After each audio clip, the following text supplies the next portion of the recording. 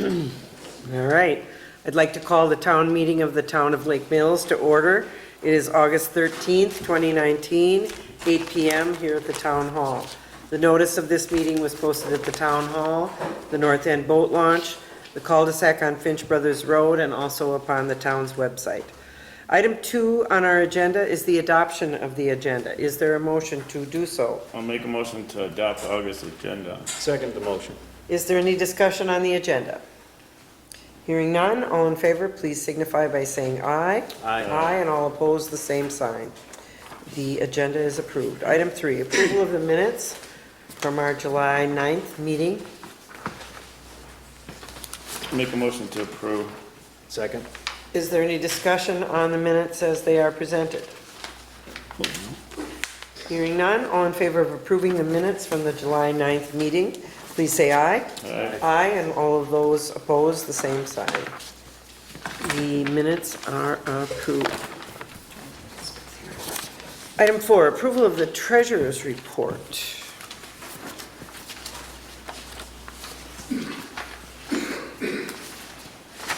I will motion to approve the treasurer's report from August 19th, 2019. Second. Is there any discussion or questions? I guess, I can't recall ever seeing our general fund being at a deficit. Sharon, what happens then? You just take it out of the money market or what? Well, that's, all the money is in the money market. I transfer only to the checking for the amount of checks that are written each month. I guess you Yeah. spent more than we've brought in This month. Usually it happens maybe November or so, but it Yeah. happened earlier this year. Okay, any other questions? Any more discussion? Hearing none. All in favor of approving the August 2019 treasurer's report, please say aye. And all opposed, the same sign. The treasurer's report is accepted. Item 5, approval of the general fund vouching. Make a motion to approve $49,596.84. Second. Is there any discussion? Robin, the 2% fire dues, those will be sent out after this approval, I'm assuming? Yes. Okay, because they'll ask. Oh, yeah, I know, they're on there, they're the third one down on the Yep, list. I saw it. All right, any other questions or discussion? Hearing none. All in favor of approving the general fund vouching, please say aye. Aye. And all opposed, the same sign. Vouching is approved. Item 6, reports. A, Matt, Mr. Miller, our police report. So for the month of July for the boat patrol, we had 166 hours of boat patrol. We issued 14 citations on the lake and issued 8 warnings. We have 54 compliance and safety inspections and assisted 1 vessel on the lake. For the road patrol, we had 8 hours of road patrol for the month of July, handled 16 complaints. Had 1 arrest where we took a person to jail. Had 18 traffic stops, 3 repair notices, 13 warnings. We had 7 traffic citations and 38 parking and launch violations issued. We had a total of 18 and a half hours of stationary radar, conducted 3 residence checks, 19 park checks, and monitored 4 extra patrols for the month of July.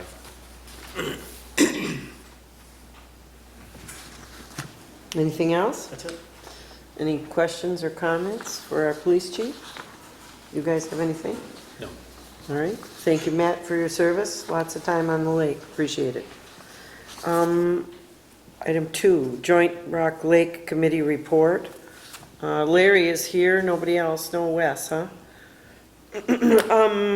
I put this on the agenda for the Joint Rock Lake Committee.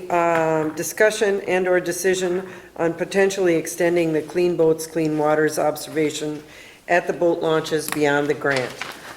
You guys have this documentation probably in front of you, do you?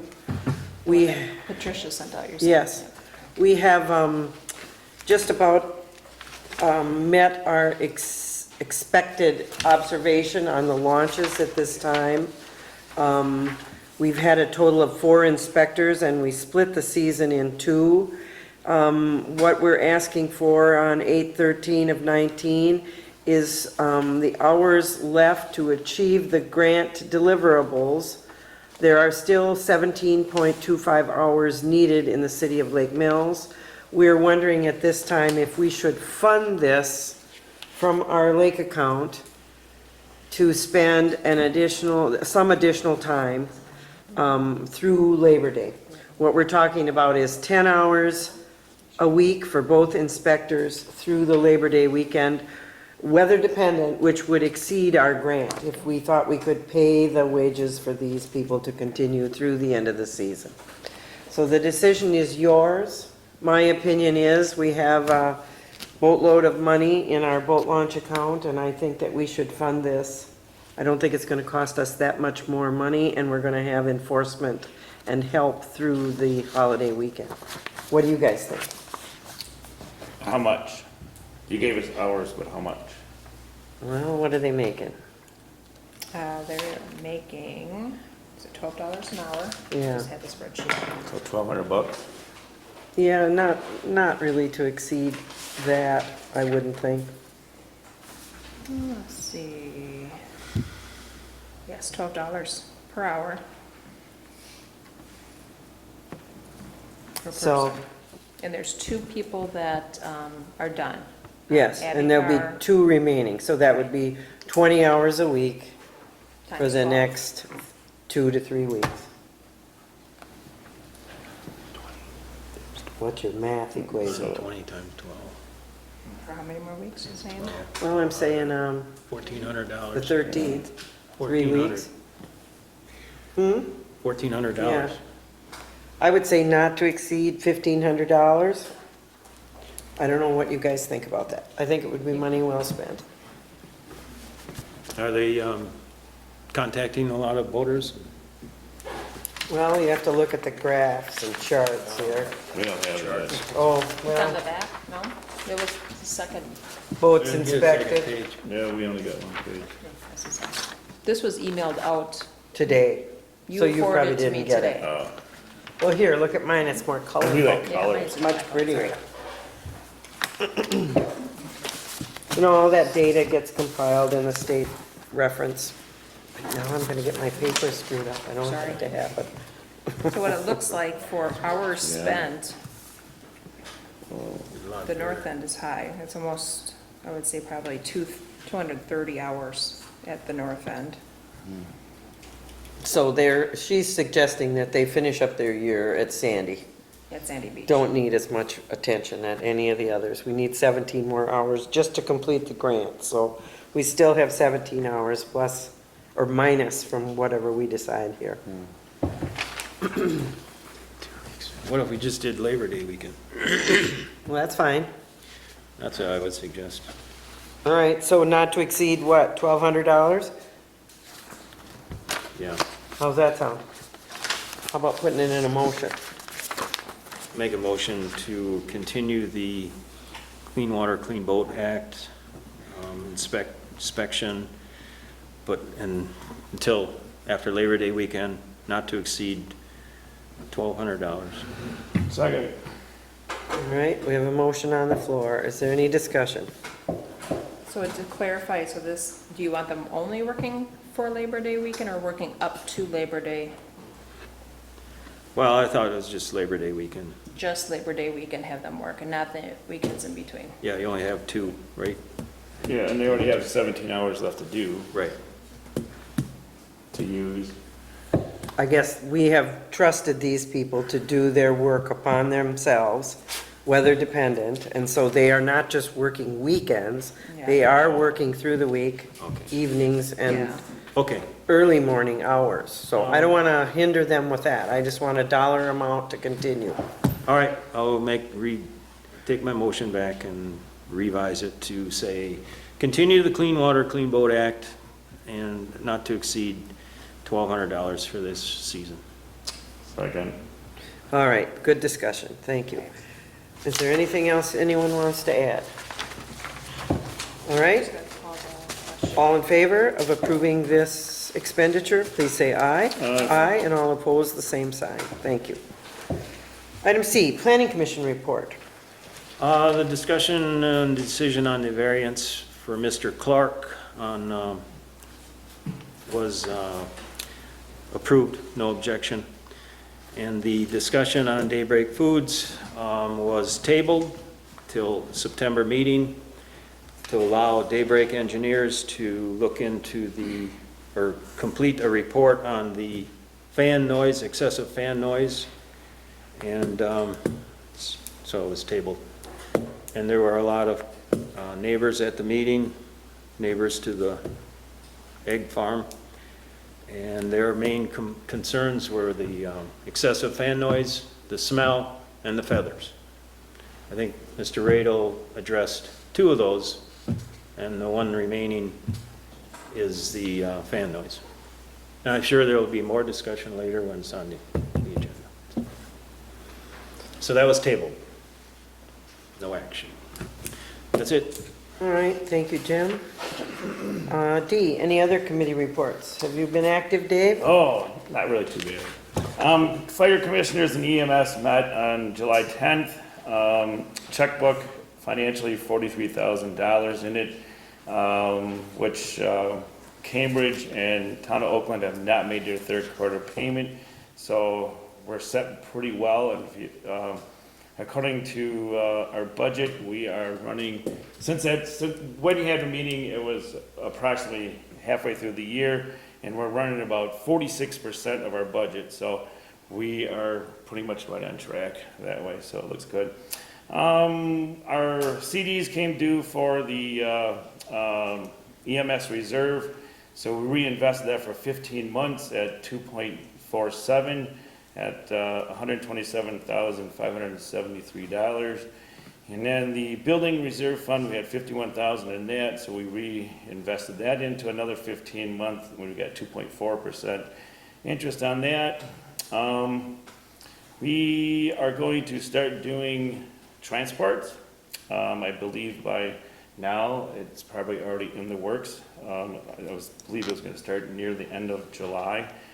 And also, somewhere in the early part of August, then we're gonna be full-blown paramedic service. So, looking good there. The fire truck engine 1 is a little bit ahead of schedule. It looks like rather than coming in around Christmas time, that's gonna be in late September, early October. So, that'll be a little bit early. We also had a closed session meeting. And coming out of that closed session meeting, we discussed wages to try to eliminate the male-female and to make things equal.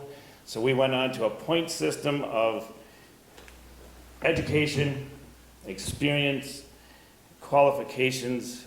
So it's a 5-area point system to determine the level of where your pay scale is going to start and the position you're in. So on a regular EMT-B, low 13, high 17. EMT-A, 14 1/4 low, 21 high. Paramedic is going to start at 4 1/4 and up to $27 an hour. So that's what came out of the closed session to hopefully head off any labor law disputes. So that's kind of about it. Interesting. For all of your clarification, that would be the Cambridge Fire District, not the Lake Mills Fire District. Dave serves on that board. Thanks, Dave, for your service. Yep. Item 7, a period of public comment and questions. This is for you people to ask any comments or make any comments or questions to the board for anything that is not on the agenda. And if you would like to make comments, please come to the podium and give us your name, address, and what you would like to speak about.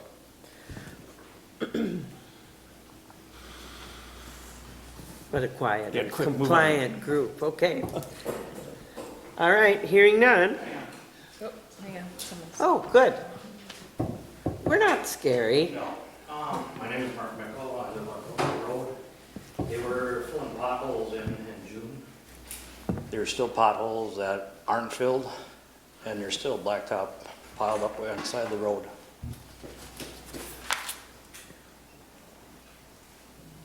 North Crogville Road.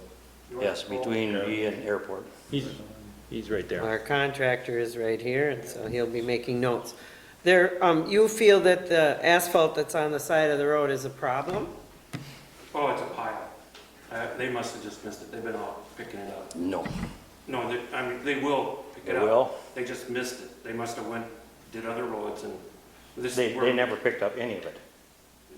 Well, we'll see to it that it gets picked up, Mark. I don't think it's frying the biggest fish in our kettle. I'm sorry. Well, We when had you're a meeting really people on the tough road- pothole year, you know that. We were without a contractor. Spring went on forever, and we're just catching up. okay, If you want to give me the address and everything, I'll have them out there tomorrow. okay. Yeah, they just missed it. I mean, we're out, we do 5 townships, we're hitting them all. It was just so much, and so couldn't even bring another truck along. So we're just, after we got all done, we're going back and picking it all up, so they just missed it. Okay. They will take care of it. All right. Mark, is it on North Crogville or Mickle Lane? No, it's on Crokeville. Okay. Yeah, it's Between on Crokeville. B and airport. Okay. There's a huge patch out there that really ought to be saw cut and refilled. There's a big divot out there On which road? on North Crogville, very near Mickle Lane where Mark lives, so we should look at that. Okay. Since we're on the subject, the intersection of Mansfield and 89, there's a pothole too that really should be filled.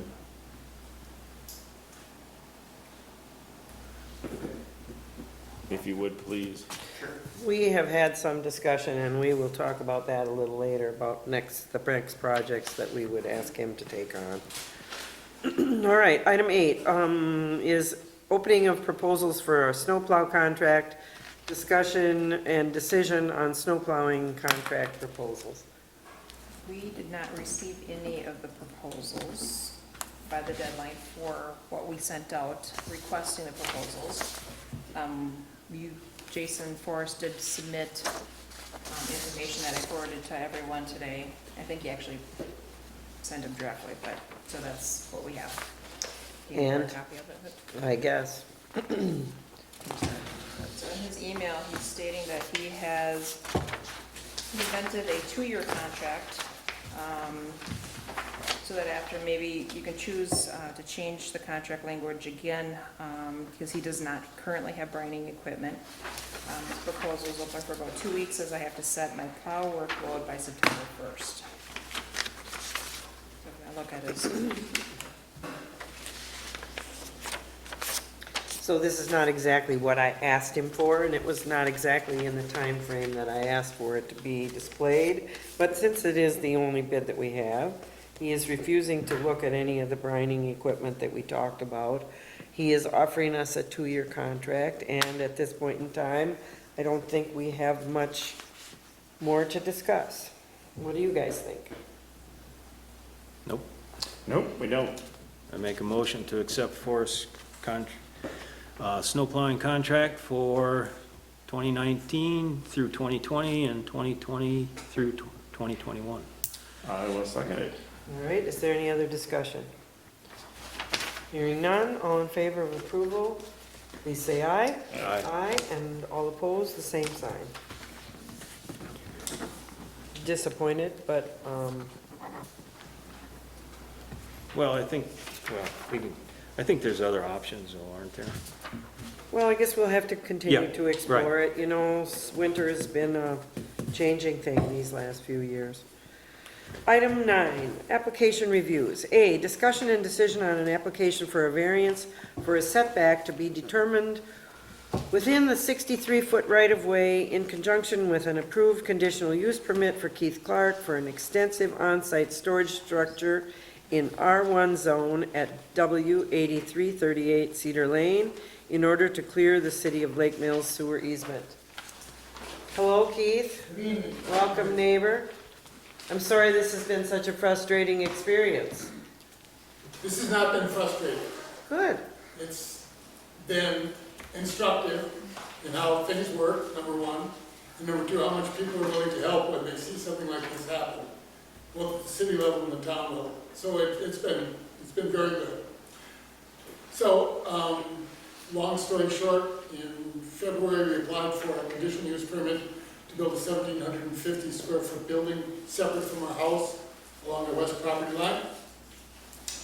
We got the approval June 6th, somewhere in the neighborhood of shortly after July 4th. The folks from Jensen were nosing around downtown to find out where they would have to connect up this new building if we decided to put a toilet in the new building, a bathroom. Where you needed to connect to the sewer line. You didn't have very far to go because it turns out there is a missing sewer line that goes right underneath where we were going to put the building. It wasn't on any of the documents at the county level or at the town level, but there it is. So we have two choices, move the sewer or move the building. Moving the sewer would cost somewhere between $30,000 and $40,000 for the city attorney's calculations and the city engineer. That constitutes a hardship for us, so we went with Plan B, which is to move the building. Now, unfortunately, the building was up against the road setback of 63 feet, so we asked our surveyor to resurvey the area and find out how far we would have to move into that to get out of the sewer easement. The answer is 14 feet. So that's what our variance is for. That's what our variance request is for, I'm sorry. You guys have any questions for Keith? The only question I have is, I see where your driveway goes in, but then there's two other lines, to the west of your proposed building site. Are those lines on this map just strictly for distance, right here? Yeah. Yeah, okay. 'Cause I'm assuming you're gonna connect driveways like this? No, we're not going to put a driveway in. Oh, you just walk across the Yeah, we walk across there. So this is the distance that Yeah, we're... that's all it's for, that's just for the distance. Yeah, basically, we slid this building back. Right, yeah, yeah. And we also had a real nice letter from the neighbor saying that's the greatest thing. Yeah, I read Since it. sliced bread, Yeah. because he gets a better view of the lake. So, everybody's happy, I think, at least so far. My question would be, this letter appeared in my packet dated August 5th from our city attorney. Yeah, Do we have a copy of this in our file? Yes. All right. I wanted to make sure that that was all copacetic. yeah, basically, nobody wants us to touch that sewer. Good idea. It's perfect. I'll tell you, you know what luck is?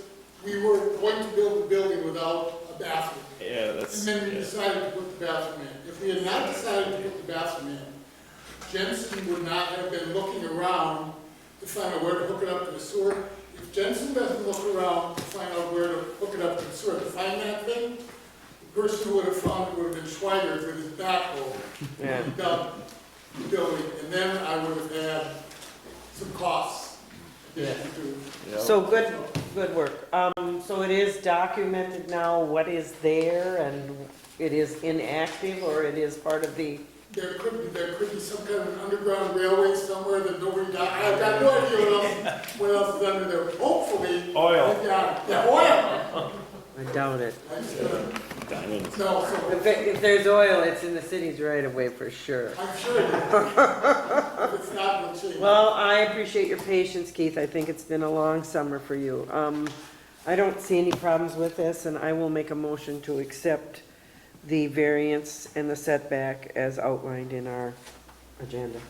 Second. You'll second that. Is there any more discussion? Hearing none. All in favor, please signify by saying aye. Aye. Aye, and all opposed, the same sign. Motion is carried.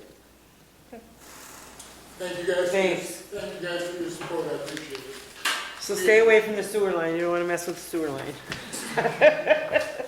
Thank you, Keith. Thank you. Appreciate your time. Item C, discussion and/or decision on operators' license applications. Matt did the background checks on these. We had for Daryl Reiki. Great, Gene. Reiki, okay. Daniel Oftendahl, not sure if I'm pronouncing this right, and Terry Witt. So Daryl Creechy at the Lake, the Krogville Oasis, and Daniel J. Ofterdahl at the Lake Mills Travel Plaza, and Terry L. Witt at the Lake Mills Travel Plaza. Usually we see copies of these. Did you do the checks and did Yeah, you discover nothing. anything? No. All right, then I think a motion is in order to approve these operators' license applications. I will make that motion. Is there a second? Second.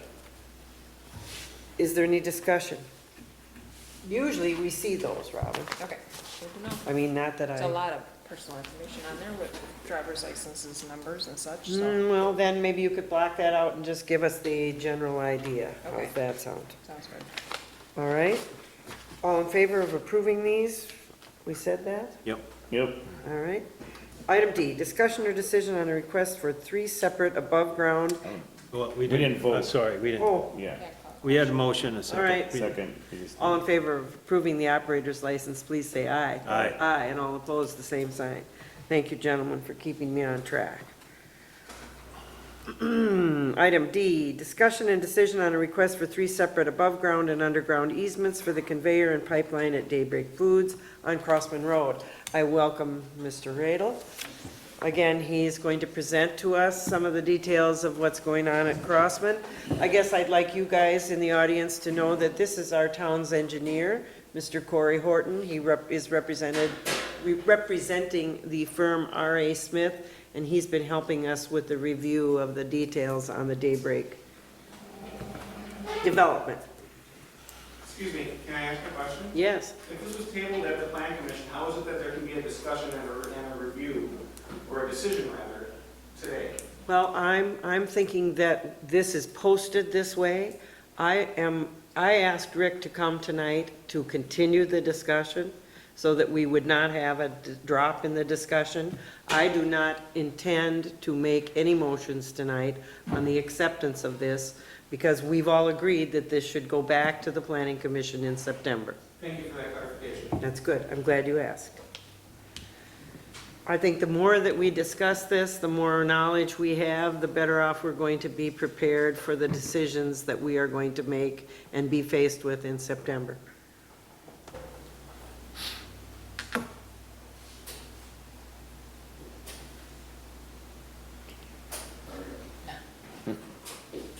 I had someone drop this off earlier today, and you never know how things are gonna work.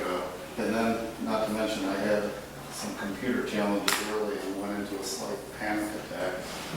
And after I got over that, I was fine. I called our IT department. I said, for some reason, I'm getting these bad messages on my computer screen. And they said, what are they? So I told them, and they said, well, there's not much we can do tonight. So I took the liberty of taking the back of my computer apart. And I figured it out. So I'm not quite sure what I did. I'm not an IT expert, but I found out if you tap on a few components, things start. So that worked for me. Well, thank you, and I want to, as was said a few minutes ago here when I was behind the curtain, my objective is just to educate today and take more feedback from the board. We would like to get to the point where making and getting back in front of the planning commission in September and potentially in front of this board in September and see if we can continue to move forward. My name is Rick Radel, and I'm the capital projects manager for Daybreak Foods. And had a chance to meet with many of you over the last year and a half of our project. Quick update on the project, we're on schedule. Our processing plant is in the process of starting up now. And let's see, our last security and office building is now being used, so we're using our shower in and shower out facilities, both on the layer site and on the pullet site over on Highway A. And that's going quite well. A lot of learning curve for people in the process.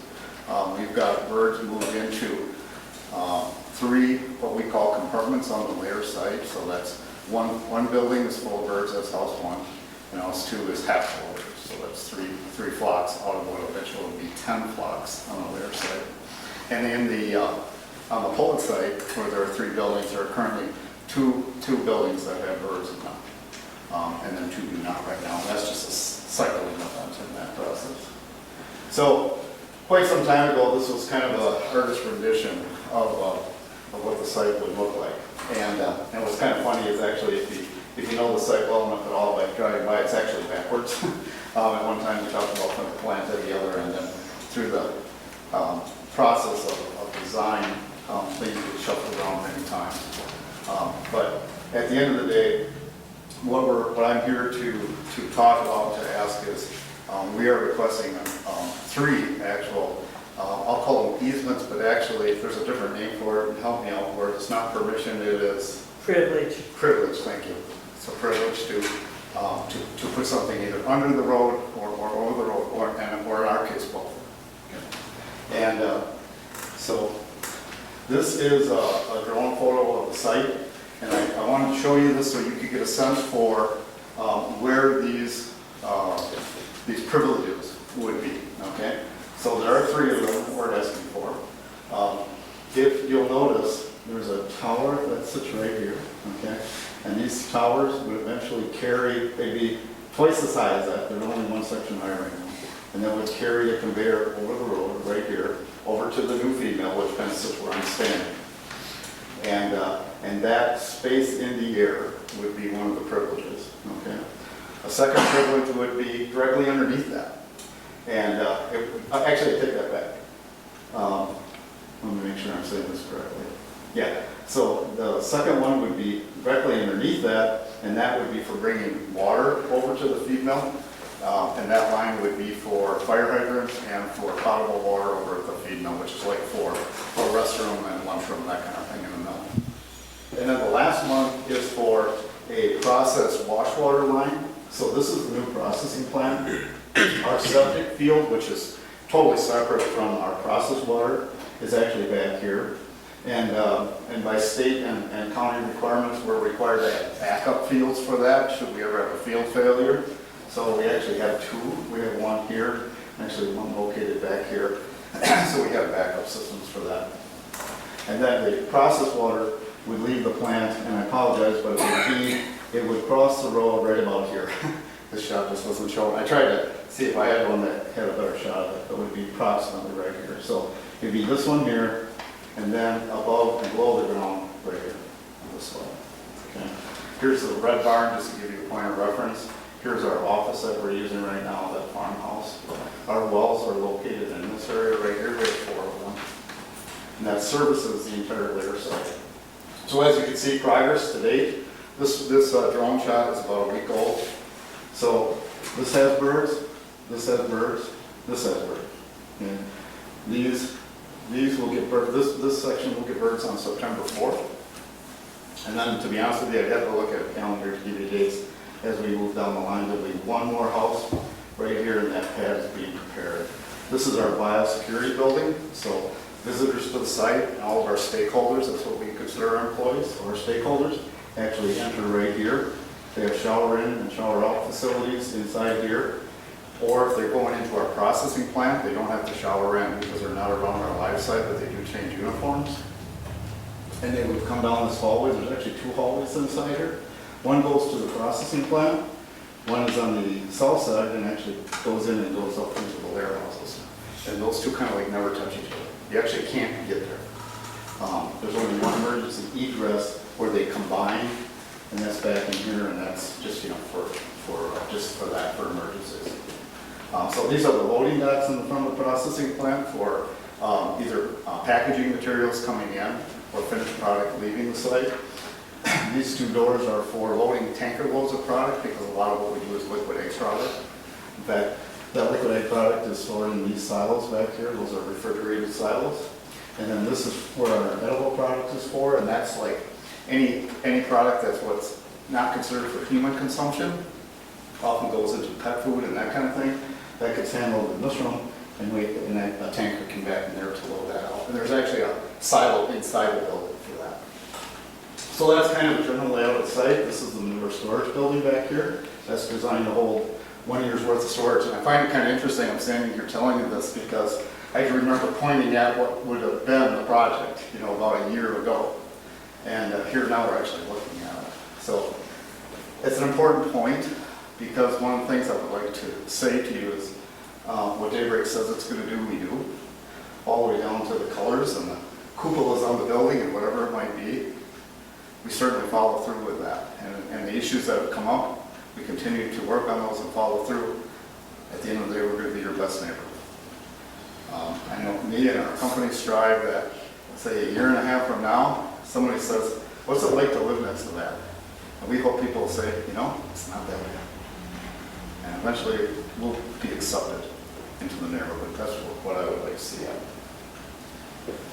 So, I'm not going to read this, but this is the basic, the narrative of what we're asking for. So this one describes the feed conveyor and the reason for it. And this is what that looks like. So if you're asking for a privilege, in this case we had our surveyor actually do a survey with a legal description of that, and that's in the board's packet.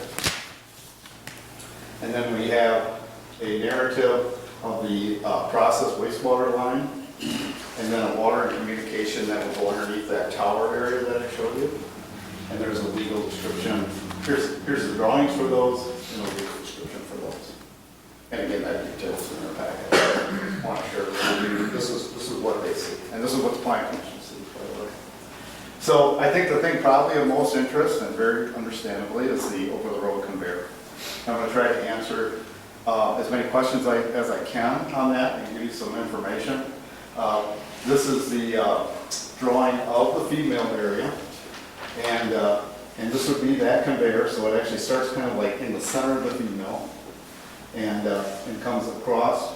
There are towers that will take it over a grass area here. This is where our truck scale is for trucks to be weighed in and out as part of the, if you know, feed or corn and receiving the ingredients, that kind of thing. Everything is weighed in, and then the truck is weighed out. That's kind of how we do our buying and selling. And then the conveyor comes across. This is actually Crossman Road right here. Comes across, so we have a tower and a tower. And then eventually it literally crosses over on the back opposite. It actually will cross literally right over the top of this building and come across and then come down, and it will fill these bins right here. So there's 2 bins per flock, 4 bins per building. And that conveyor will eventually run all the way in front of these buildings, and then by computer they can select what house they want to feed, what type of feed, that kind of thing. Where's the scale going on that picture? Where's the what? Scale. Oh, yeah, so it'd be like here. Oh, okay, so it's on a feed mill The side. feed mill's like, Yeah, yeah, gotcha. that's a good point. Yeah, exactly, it's right about here. Sorry about this. Okay. So this is a diagram of this would actually be the road then, Crossman Road. So this gives you kind of an elevation view. This is the concrete work that's underground. There's large footings and that kind of thing that support those structures. These structures are 35 feet above the road bed. Now it feeds to the bottom side of this catwalk. And then on the catwalk, I think I have a picture. Well, that's the conveyor. Let me show one more. No, I guess not. But what I can tell you is, so if you can imagine the catwalk, about that wide, okay? There's one right now to give you just a sense for it. It actually goes from one portion of the feed mill to the other. It's quite a bit higher than this is, but if you want to get a sense for it. And when I went up there and walked it on Sunday, I just wanted a sense for it, you know. So I'm walking along it, and so it's about this wide, probably about that tall of railings on the side. And there's a nice place to walk, and then right alongside of it is a conveyor, okay? And that's so it can be maintained. Now that this is what the conveyor looks like, and of course this is just a short section, but it gives you a sense for what it is. So it's a belt conveyor, so it's very quiet, and it runs inside this enclosure. We don't want it to get wet any more than we want anything. Nothing should go in and nothing should go out. It's all part of our biosecurity, but it can be opened up for maintenance or whatever it might be. We actually did, in fact, we're supplying 2 things to the planning commission. One is the beginning of a preventative maintenance program for it. And another thing that we're offering up is an annual inspection by a licensed engineer to come in and do a full inspection on the complete structure that would be over the road and have to sign off on that and submit a report to the township each year. And we've actually got a draft contract already in place for that. That's what this is. And it basically outlines what the engineer would do and the type of support they would supply. Then, let's see, what am I looking at here? So this is for the wastewater line, for the process water line. So it comes, here's the processing plant, now it looks kind of small here. Okay. This is Cross Monroe, I'll give you a point of reference. So the wastewater line comes out, there's some tankage and pump right here underground. That would go under the road right here and then come down around the site, over here eventually into, let me find that lift station, right here. And then from that lift station, it gets put into the current lagoon system out there. And that entire design of that pipeline, by the way, is actually a DNR approved plan. Not only is it engineered, but it's also approved by the DNR. And we've got the DNR approval, and those approvals are in the packets as well. This is in fact, this is one of the things that your engineer asked for. So this is a site plan of the water line that I was talking about. These lines right here, if you remember, I showed you on that drone photo, like this is where the wells are. So that area is right down here. Actually, I beg pardon, it's out here. And so the well lines come into the processing plant, which is right in here. And that's where our water control room is. And everything distributes from there. So then there's a water loop that runs around the site, and off of that comes this line that goes over and feeds the fire hydrant, and then eventually feeds just like domestic water into the feed mill.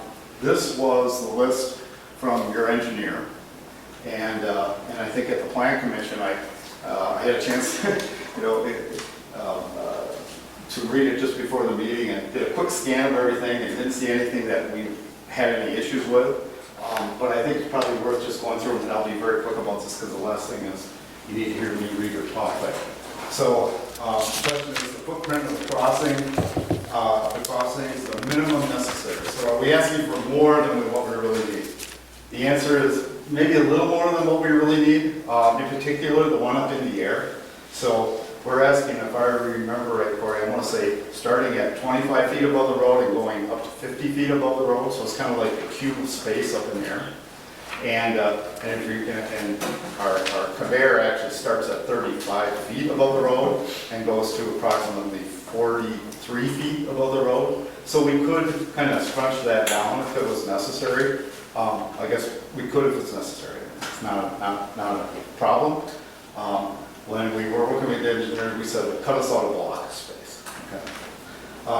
What construction method will be utilized for the installation? What that means is when we're doing something under the road, are we going to open cut that road and then repair it, or are we going to bore it? I've had contractors tell me both. It depends on what it is, but what it looks like we're probably going to open cut. Okay, so we would have to either close part of the road to do that cut across there and then repair it, or close the entire road for an hour or two and do the dig. RG Houston has told me that in less than half a day they can make those cuts. They would not be completely repaired with asphalt that quickly, but it would be drivable again, and then within a reasonable time we would have that. We'd have that done, and we will submit a complete plan for that to the engineer. Are the water process, water underground facilities being placed in a casing pipe? Would you consider this? This would facilitate repairs without disruption of the road in the event that the lines needed to be repaired or replaced. Will you place any additional conduit should additional be needed? If it is a preference of the township that we do an encasement, it's not a problem. I've already talked to the contractors about that. That would be fine. The type of pipe that we are using is, I should have this memorized, this pipe that we've used around the entire facility. It's like crazy thick pipe. It's actually designed for even manure transfer and all that kind of stuff. It's approved by the DNR, so it's structurally, it's incredibly strong. But if it's helpful, we can do that. It's not a big cost to us to add that additional casing. Probably not a bad idea. And we could do an extra run underneath, say, if we wanted some duplicity. Can you describe the maintenance that will be required for the facility? So that was part of the PM program. But what I did is I talked to our maintenance department. We have automated maintenance system. And so I asked them if they could spit out kind of like what a report generation would look like. And then on top of that, I added the fact that we would do the annual inspection by an engineer this year. Are there any conflicts with existing utilities? We would definitely have to coordinate that. So the short answer is yes, there is. There's gas lines and power lines. In fact, we're going to stick one in there shortly, which the utility will, which is for like fiber optic line that runs down Crossman Road. And so yes, there would be, and so we have to coordinate with that. Additional information needed, provide a plan view showing location of potable water line and communication lines. That's something we just actually got to Corey today. He hasn't had time probably to study it much. I'm sure there'll be some comments and go back and forth on that. Provide details regarding trenches, road repairs. We'll have a complete procedure and report that can be approved through our contractor, RG Houston, which is doing our excavation. Provide detail regarding traffic control. So once we understand how we would do it, when we would do it, then we could provide that for you.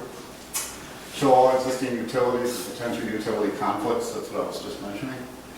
Construction timing, staging details, traffic control plan, and any other road disruptions.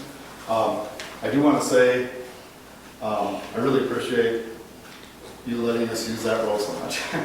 And, you know, it kind of comes in spurts, as I'm sure you know. We always have roughly about 200 contractors on site at any given time, so there's a lot of activity. But people have been very gracious to us. I think with the signage and that kind of thing that we put out, I think that has decreased the number of trucks that just decide they can stop on any road and that kind of thing. And I'll tell you what, they get chastised by many people, including me. I've seen our own contractors walk out to a truck and say, you cannot be on this road, and it has nothing to do with them. It's just because everybody is very sensitive. So we get it. We know we're the interloper in the room when it comes to how much activity is there, and we want to be as less impactful as we possibly can. And that's gotten considerably better. At first, it wasn't good. Be the first to admit. Let's see. Driveway permits are needed for additional access points, so that's something we actually talked about at the Plan Commission. What that had to do with was our egresses, and that's actually a process we do with the township, and those are in place. And let's see, provide additional information about following by legal review by the town attorneys. And then there's kind of a longer list of things here that there wasn't anything in this list that Daybreak had any issue with. They are responsible, Daybreak's responsible for the inspection, maintenance of the conveyors, crossings, that kind of thing. Any maintenance activities requiring access from right-of-ways must notify for approval from the township. Daybreak must assume primary liability. Daybreak is obligated to remove the obstruction within 10 days should the township give notice. That's actually a state statute, and we cannot argue that statute, so that's another point. And we agree to that. Let's see, Daybreak must waive the right to contest the validity or the manner of that request. We would file a bond, and if this must be, I'm going to assume this is by state law, not to exceed $10,000. That's fine. Compensation for granting the privilege, okay, to the township, and we're definitely open to talk about that, and probably have some ideas. Let's see, town shall be held harmless for all liabilities associated with the conveyor and the crossings. All damage from construction shall be repaired as to a condition as good or better than before the work. Any additional conditions on the privilege that the town may consider, and other items requested by the town board. So that's kind of the lump sum of what your engineer had brought to the meeting. So that's kind of what I've got to say tonight, and I'll be happy to try to answer any questions, maybe alleviate any concerns, and if I can't answer it, I'll make sure I get answers to that. Do you have additional copies of it? Because they don't.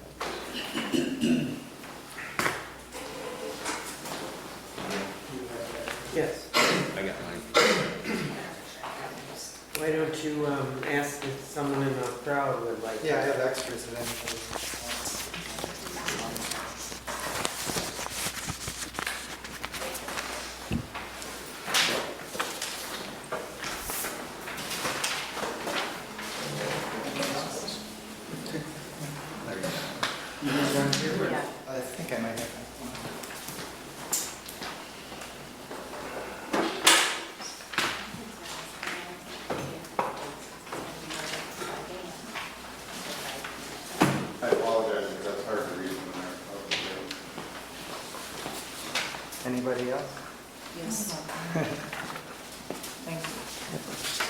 glad to hear that.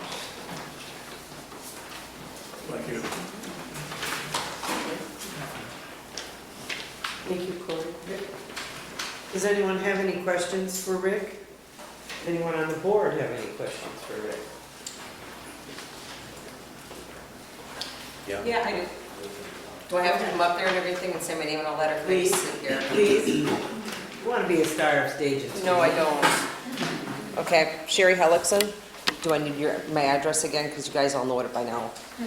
And 5604 County Road A in Lake Mills. So I guess the question is, you guys, are wanting to do this up above ground, and, you're pushing the fact of the above ground. And I asked you before, as far as like, if they could do underneath ground.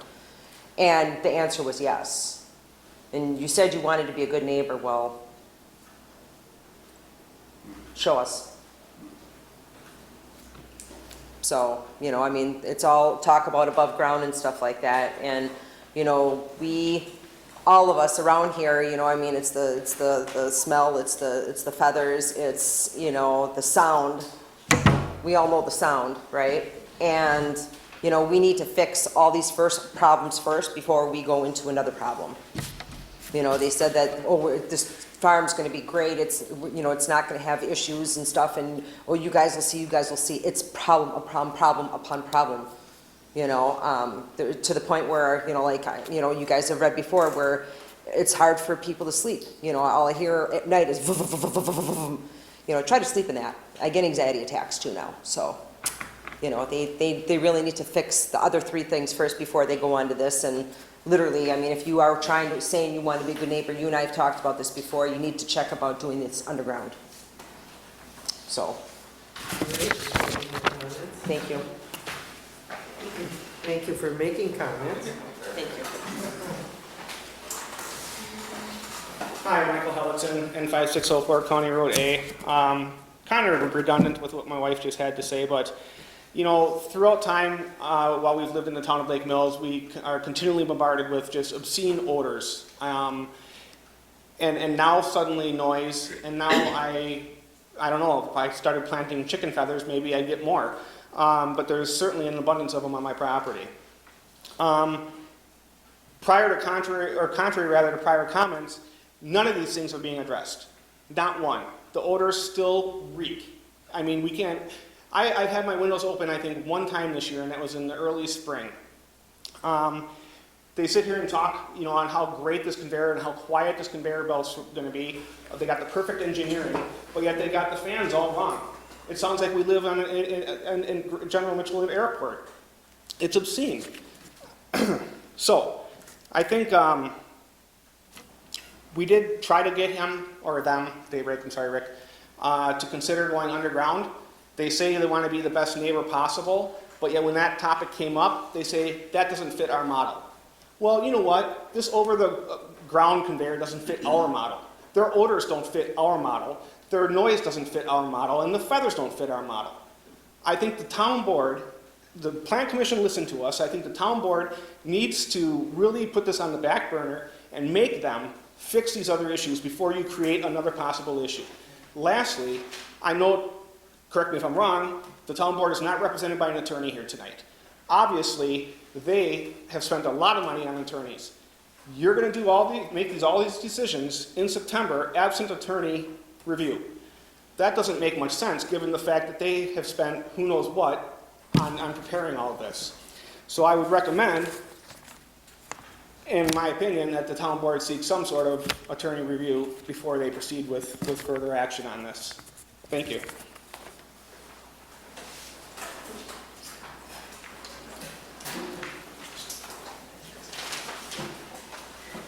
Walter Crossman and 5038 Crossman Road. This thing's a joke. When they started to move land, they put a berm up. That structure's too close to the center of the road. After that, they dug another part of a berm up. Put 2 cement pillars in, one on one side of the road and one on the other.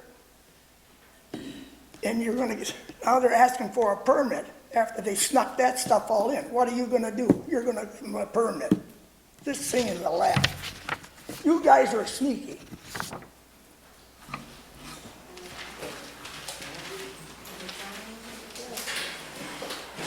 Anyone else want to speak? Stacy Weger, N5255 Crossman Road. My concern is with this conveyor. I'm probably one of the closest houses to this thing, and I'm afraid what that sound's gonna be like. You say it's quiet, but I mean, we're dealing with the fan noise. That sounds like we're on the tarmac. I mean, you guys must be able to control the fans at times? Is there some kind of control? Because sometimes it's like, we're gonna get blown into the next county, and then sometimes it's quiet. So there must be a way to control them a little bit, but I'm just very, very afraid when this thing goes across the road that it's gonna be, we're gonna deal with another noise issue, and it's gonna be there, and we're not gonna be able to do anything about it. So, that's my concern.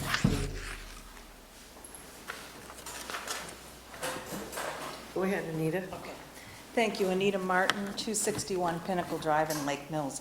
So this easy roller or roll conveyor, the question that I have and something for the board is that I don't know if you've already purchased it and paid for it or if it's still in process, but it would seem to me that you could get the specs on the decibels.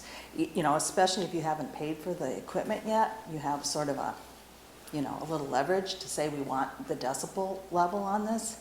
And I think that it's a fair question, and it's something that I would think from an equipment standpoint would be available.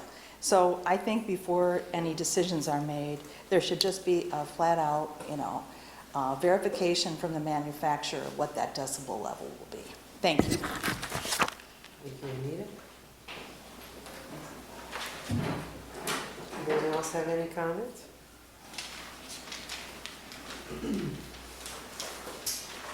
Rick, do you have anything that you would like to add to these comments or questions? Well, I guess I would just say and probably reiterate comments that I made at last week's plan commission, which is we are addressing these issues. There were comments made that we're not.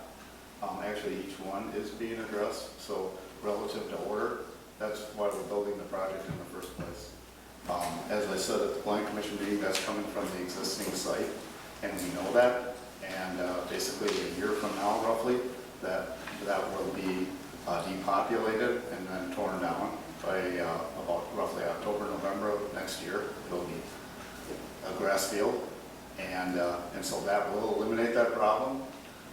The farm continues to do the best they can. No one would argue that there are orders coming from it, and we look forward to those to be going also. But the biggest issue with odors is to replace that farm. When it comes to the noise issue, we are having a study done right now. We have sensors on our property, on our neighbor's property, which we really appreciate. If we can do that in a couple other locations, as I said in the plan commission meeting, we want to approach this.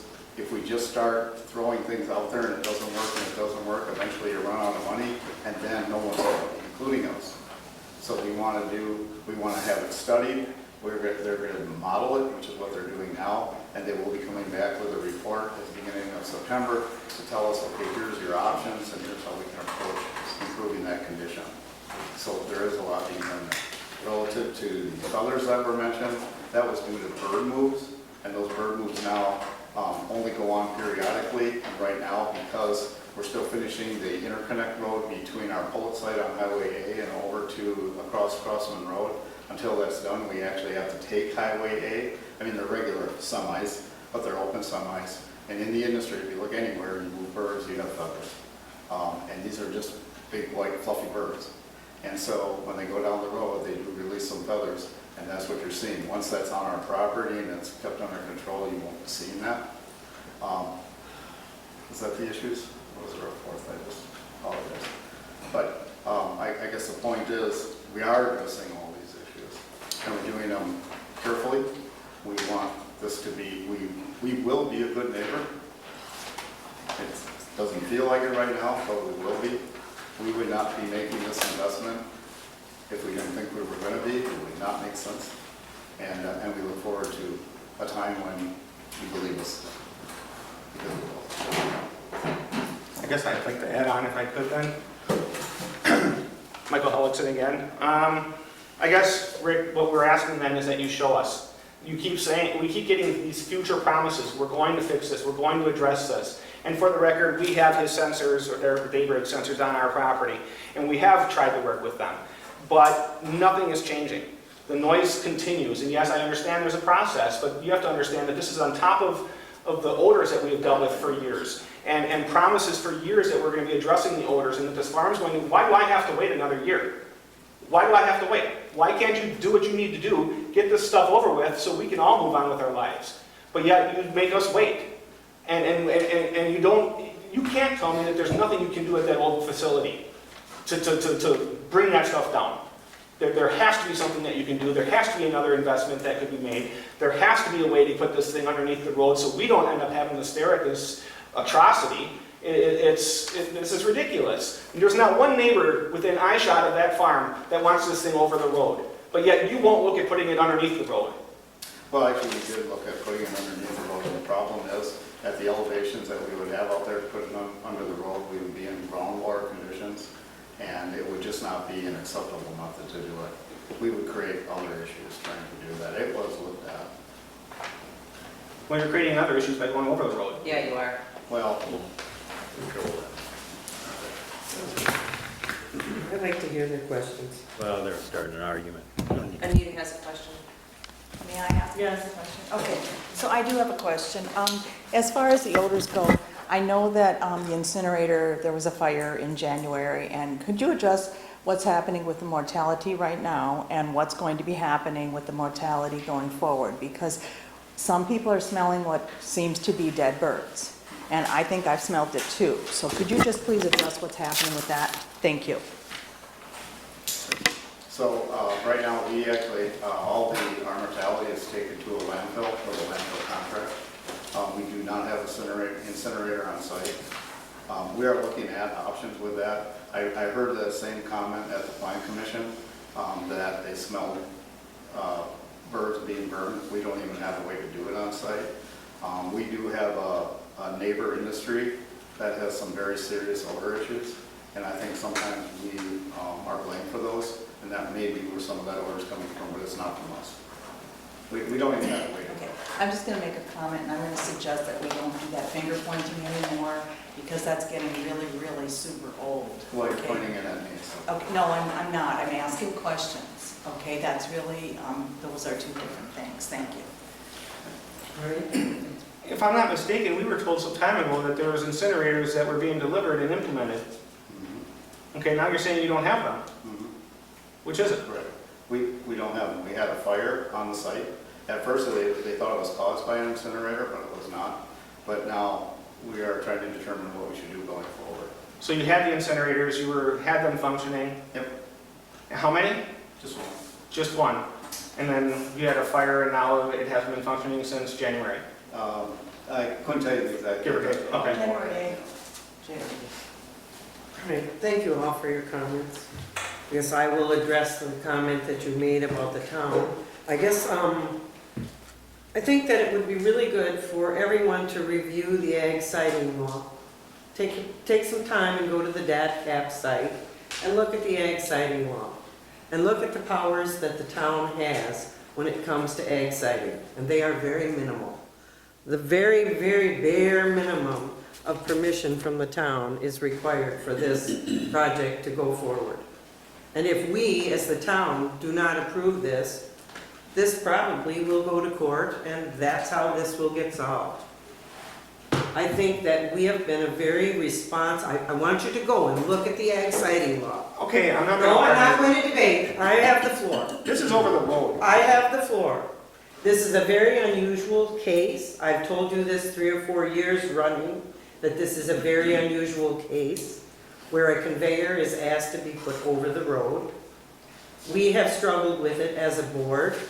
That's why we have Corey involved. If you have further questions for Corey, that would be great. I have convinced Mark Sewell, who worked with us in the beginning, to act as our attorney. And the town has an attorney. He is Mr. Lee Leverton.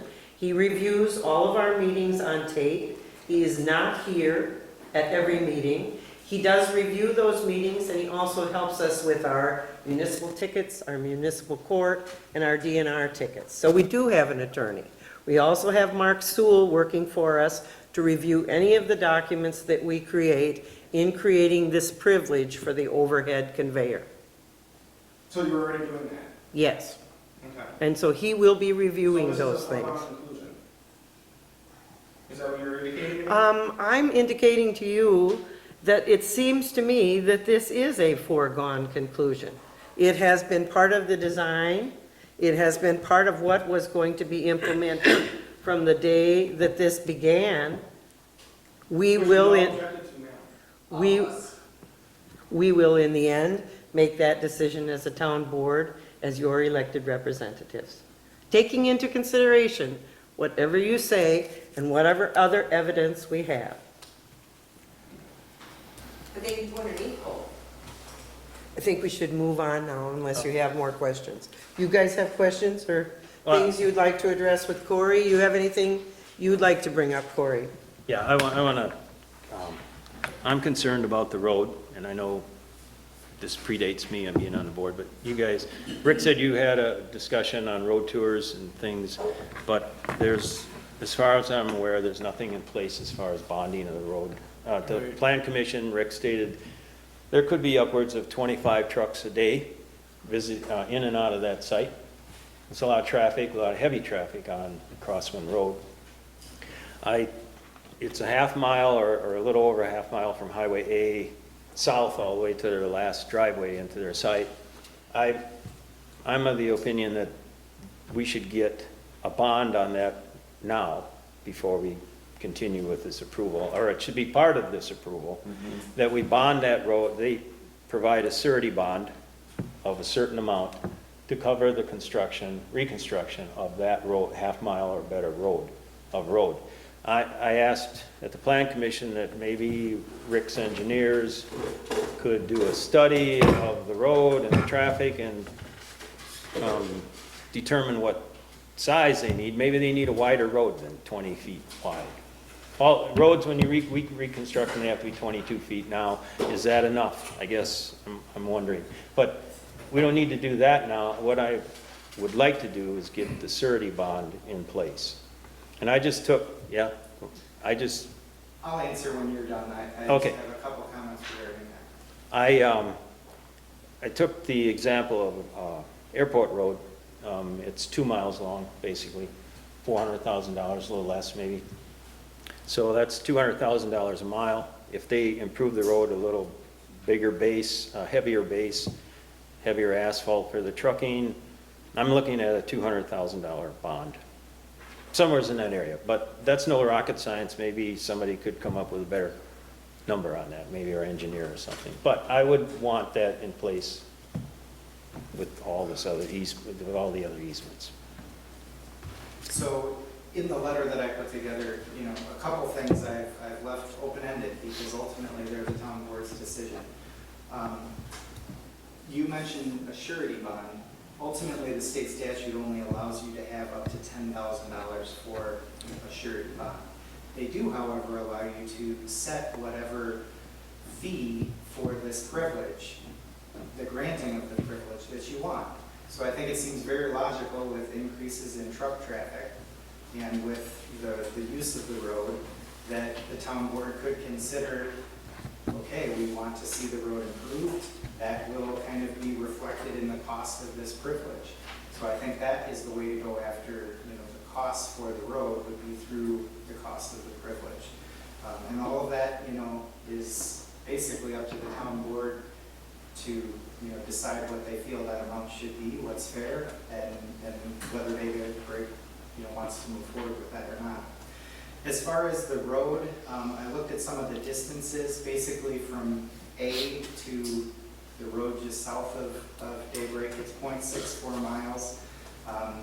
The first 3,000 feet by A has been widened, I think that was probably 10 years ago or so. Right. Yeah, probably, So, not the first 3,000 feet. it's probably the first 300. Yes, 500. it's about 400 feet. So Yeah. there's 3,000 that hasn't been done. So that's roughly, it's just over a half of a mile of road. Cost-wise, it varies depending on what you do to it and how the subgrade is. I think you've learned that with some of your other road reconstructions and road mill and replacements that you've done. One other thing that I took a look at, currently, further to the south, it's 20 feet wide. Up by County A, it's been widened out in places to be almost 28 feet wide. I think 28 feet is probably more than what's needed. I think, looking at DOT standards, a road, I don't know what the road volumes are with the amount of traffic that road receives, but I would estimate, a 24-foot wide road with 4 to 6 foot shoulders would be more than adequate in this kind of a situation. So I think it's a bit narrow right now. I think it certainly could benefit from being widened slightly and having some shoulders on it. Cost-wise, you had said, I think 200,000. I think that might be low. Hope had mentioned work that's going on now.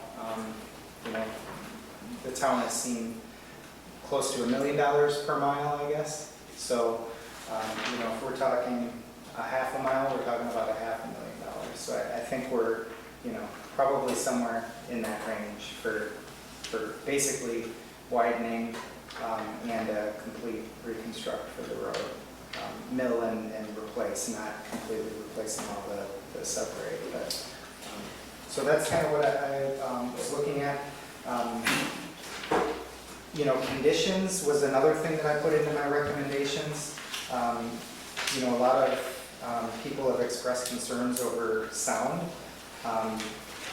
Ultimately, the state statute requires that this privilege include the ability for the privilege to be revoked with 10 days' notice. So if those sounds aren't addressed, I think the town would have the leverage to say, take the conveyor out. So, I think there's plenty of leverage to make sure sound is addressed. I personally would be kind of surprised if a conveyor system that's enclosed like this would be loud at all. I think Rick had mentioned you'll probably be able to stand next to it and talk and not have much sound from it. So that is something I'm not quite as worried about, but the proof will be when it's running, and I think probably the manufacturers have that information. So I would hope that you would be working with them to try and get what we can for the sound. So that's the information that I have. I guess about the only other thing is for conveyances under the road, the water line, the processed water, and the communication lines. Ultimately, those by state statutes are a different section, and ultimately I think the town board should probably take quicker action on those, because if no action is taken or if it's denied, then the applicant can appeal to the Division of Hearings and Appeals. So I think, working together on, the underground approvals, you could delay and not do anything, but ultimately, I think it's better to, keep those moving forward so you have the ability to work together and work through the details of those. And from a road perspective, I'm not nearly as concerned with, directional bores or, casing pipes under the road as I am with the overground, conveyor. I think those are a lot cleaner and a lot easier to do, and quite frankly, they happen all the time in road rights of way. People put utilities under and communication lines along the side of roads and crossing roads all over the place. So it's something that happens everywhere. That's really not a big deal. So that's what I have. If you or anyone has questions, I'll be glad to answer. I have a couple questions. Please stand and tell us your name. My name is Spencer Hellickson. I live with my parents at N5604 County Road A. I have kind of a multi-tiered question. First off, The first question is, at the last meeting that we had, you had stated that there was underground options, correct? We have not put together the underground option because we did not want to go that direction. But you stated that they did exist. Well, You were asked the question, are underground options this is possible, and you said yeah, yes. It's not a courtroom. I mean, I just following through the line here. Second off, I think it would be, trying to think of the best wording here, I think it would be goodly neighborly, as the word you keep choosing to use, to maybe show these options, even if they aren't your favored, maybe just show them to the people, show them to the boards, and at least show that there is options, that this isn't the only thing that we're looking at. Thirdly, they do happen a lot of places. Maybe those people don't have problems with them, but obviously these people do. I think that's something to consider. Thank you. Thank you. Rick, just a couple of things. One, Bud is correct, and I did talk to Brian, RJ Houston, when they were putting the berm in, that part of that berm is in the road right away. And the foundation for your tower on the west side of the road is probably okay. The one on the east side of the road is only 8 feet, I believe, off. Let's see, I measured one day. I think it's 8 feet off the right of way. So that is pretty close. So I don't know if you were gonna, that would be an issue we have to look at, I think partly as a easement or a variance or something, which I don't know how that would be a hardship, because, I know you have certain lengths and bridging and, and catwalk lengths and all that stuff to look at, but that is something that you should really take a look at. The other thing is what I'm wondering is, we're talking about 66 feet of conveyor. And your best guesstimate, how many feet is it from the tower on the west side to your feed mill? And then how many feet is it from where it would be on the east side of the road to where it makes a southerly direction to the end of Barn 5? So if you put it into perspective, we're going to be looking at a hell of a lot more than just that 66 feet that goes over the right of way. So, and I think what you guys need to also understand, and this is in defense of no one, but if they decide to go underground, they're going to be overhead, and then you're going to have to drop down, and then you got to go underground, and then you're going to have a leg to go back up. So now the legs clunk and rattle. Every time the belt splice goes, we have 3 legs. I know what they sound like. And the reason, you're going overhead is obviously you're above your grain bins so that you can just drop right in. So I guess I'm not really trying to say anything other than we're going to be looking at a lot more than, so not that it's not a big deal, but 66 feet is not, I think, and I'll do my best to hold this up, but you're right. What you're talking about is, it's just not what's over the road, but it's what comes from the mill, over the road. Correct. And then to the farm, and then across the front of the farm. Correct. And the other one's already up, from the leg, from leg to leg, it's already up. That one's up. So it's like, you can see it, but you can see through it too. Correct, and actually, the design of this is not a whole lot different than this. You basically kind of see it. All right. I think we finished our discussion for this evening. So hope you're going to be working with our attorney on engineers, these issues. Yes, I'm looking for Rick to deliver some answers to some of the questions. We'll be working again with Corey and with Mark on finishing up what the privilege should look like and what the payment. I've been very clear with Rick about, we're gonna do some horse trading here. Yeah, and he mentioned that too, that you would be willing to take a look at those,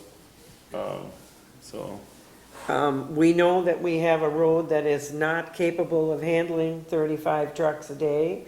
And we've already improved the road once, and so that is one of the carrots here on the end of the stick. What I would like to do is move forward to September. If there are answers that will be coming forward with the acoustical study, I hope that will be brought forward at that time. We did talk about trying to move this thing through the construction season of this year. I don't have problems with the telecommunications line. I will be permitting that, and we'll go forward from there. Good. The other thing that everybody has to remember is Lake Mills Blacktop was always turning in the driveway that is just south of your facility. And we lost that privilege of Lake Mills Blacktop always took care of the strip from Highway A all the way up to Hope Lake Road and then back down to Highway A. So when you talk about 25 trucks, yeah, it's traffic. And that's what I was wondering about the scale and which side of the road it's going to be on. So once you get the truck, they stay on that side of the road. There was probably 75 to 100 dump trucks that used to run down that road every single day. When they were hauling aggregate in the wintertime, and Jim, you probably can remember that, where there would be, 500-600 trucks a day that would go down through there. Granted, I admit it's too small. We've talked about, or too narrow. We've talked about that for, ever since, you guys proposed that plan. But, so there has been a lot of traffic on that road, so. Thank you for the history lesson. All right, going forward in our agenda. Item 10, old business. A, discussion and decision on a resolution to revise our local legal posting locations.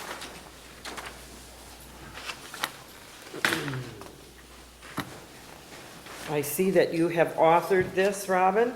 Yep. Resolution 2019. You guys have had a chance to read it. What do you guys think about this? I think it's the way to go. Yep. Want a motion?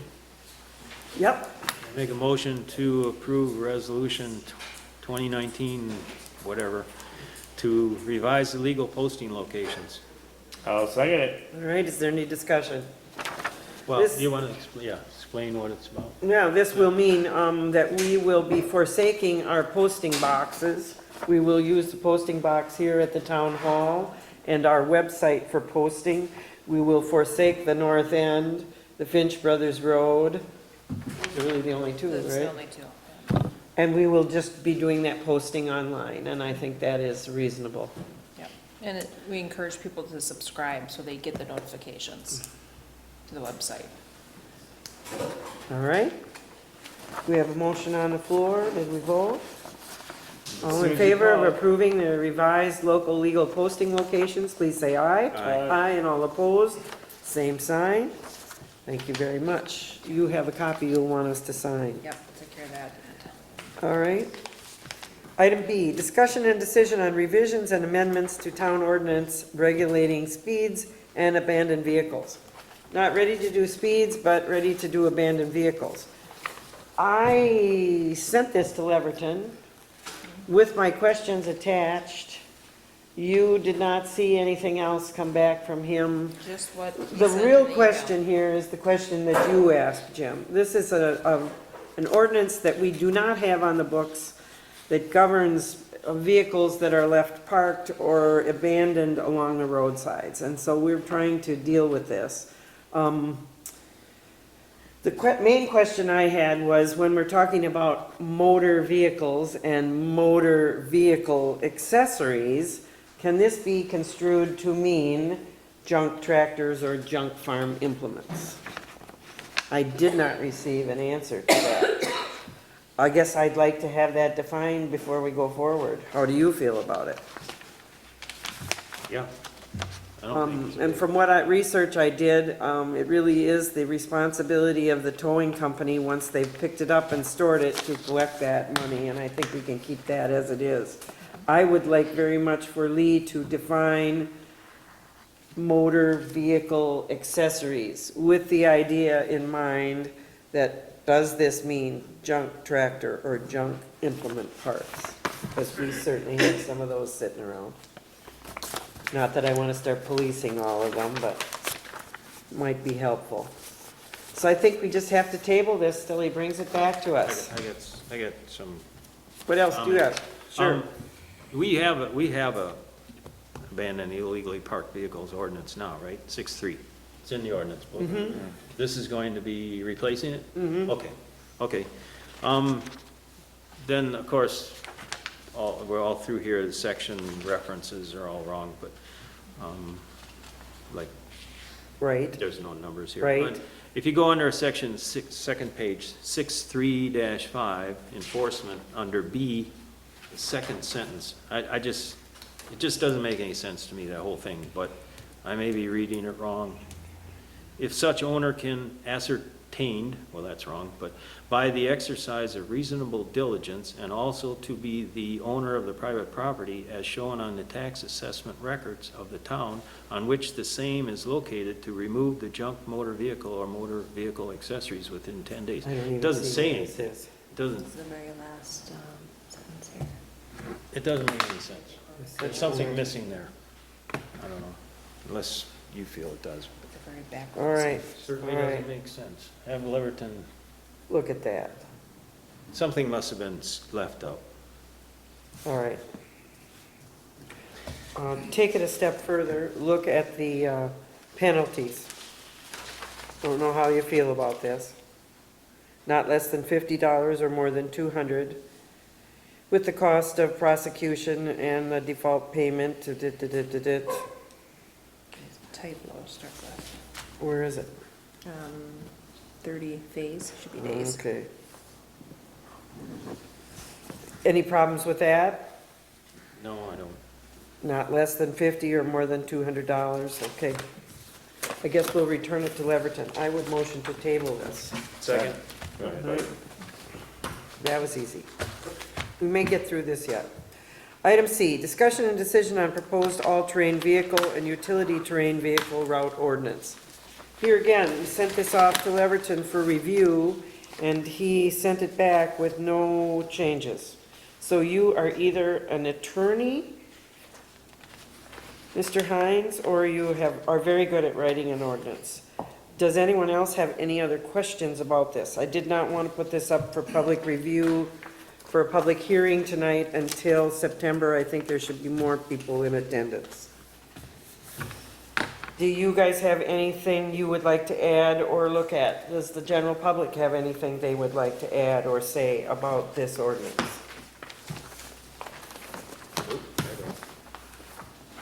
Okay. We'll, You're just gonna move to a public hearing? yes, Okay. You want that in a motion? yes, I make a move to hold a public hearing on this ordinance in September. all right. I'll second it. Is there any discussion? Hearing none, all in favor, please say aye. Aye. All opposed, the same sign. We will have a public hearing on the all-terrain vehicle and utility terrain vehicle ordinance at our next month's meeting, which I think is September 10. All right, new business. A, discussion and decision on dry hydrants and maintenance and/or replacement. How disappointing to be informed by our fire chief, very informally, that our hydrants are not working. I have done a little research. Of course, anyone that we worked with before, which is probably 15 years ago, has retired and moved on. I did make contact with the grant authority, and there is no money for repair or replacement of these structures. There does need to be a permit, and I am in process with the lady who's in charge of the DNR permits to see what the permit will entail to pull the PVC pipes, replace the ends on the PVC pipes, and then replace them back in the lake bed. Got to be a pretty speedy process because in a little while that lake is going to get real hard and cold. Now, the municipality have to have a permit to do that? Well, you saw the email. I asked the question if these were obsolete with the number of large, high-capacity wells we have, and they say they are very useful. Yeah, because I guess a couple of things. One is, I think first off, we ought to camera them to see Yes. what it is. Yes, Because if it's simple fix on the end of the pipe, there's no reason to remove. Or the other thing is, our electors pay for protection, and I guess what I'm wondering is, how many times has this ever been used? And with the deep water wells and the city water, how important are they? Well, Because this one here, this was an insurance claim. Right. We got the insurance to cover that. I know. I guess what I'm trying to work on was to get a diagnosis first, because it's impossible to see them from above if you're floating on the lake. We almost need to have them cameraed, and then we'll need to move pretty swiftly on the Yeah, 'cause permits. we need to know what we're looking at first. Yeah. Before you can make any decision on what to do. So, you think Jensen's would do that? Yeah, they did it last time Yeah, I for know us. they did. It might be as easy as a diver. Was this done in 2012? I believe it was, because the Yeah. water level was Yeah. pretty low. That was the one at Elm Point. We haven't looked at or touched the one on the north end for a And I long time. think really what kind of happened with this one here, Jim, was it got hit by a boat prop. You have no idea what happened to it. Well, I have that no was- idea what happened to that, right? Or if it just simply got blown off by the fire department, we have no idea. I don't believe that the replacement can be made within the water. It's gonna need to be pulled up out of the water and replaced. But I might be wrong, I'm not a plumber. I think we should go ahead and get a hold of Jensen or S&S, see if they'll do a camera job, see what we can come up with, and then we're gonna have to work on the permits, because we can't do anything without permits. It's not gonna be pretty. I wish that you would send to these guys the statement, the questions that I asked of Wilkie and Mr. Yandre. It could be as simple as those wires. Send that are to running them off. so they have record of that. Yeah. The fire department, first of all, it was pretty disappointing to me to hear this on the street. I thought this should have been handled in a much more official way. I asked when it happened in June. I asked why we hadn't heard about it. They said they were busy with other things. I think that reflects a great deal about our relationship with the Lake Mills Fire Department and the Lake Mills City government. I'm just disappointed all the way around that they would not allow us to have this information as quickly as possible and to try to help seek a solution. We are, I think, certainly their best customer. I agree. So I guess we're gonna go forward. We'll see what we can do as far as having it cameraed and go from there. Item B, discussion and decision on borrowing for Cool Road and Airport Road projects. I put Cool on here because I was looking for a solution at the intersection, and by the time the pulverizing was done on Airport Road, they did not even consider Cool Road as part of it. I do know they talked to you, Sharon. So we are well in place with this road project on Airport Road. We've done extensive brushing. The paving has begun. There are some major problems out there, and we are going to need to address them. I sent to each of you today the change order.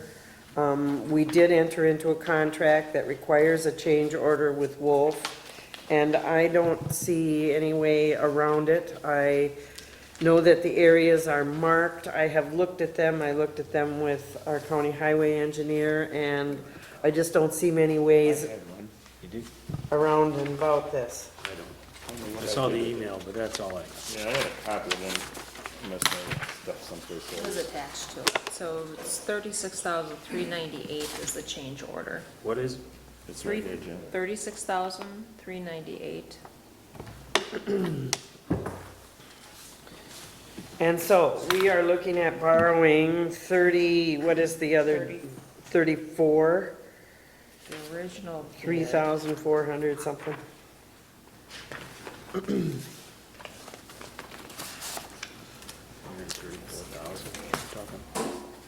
This was the original.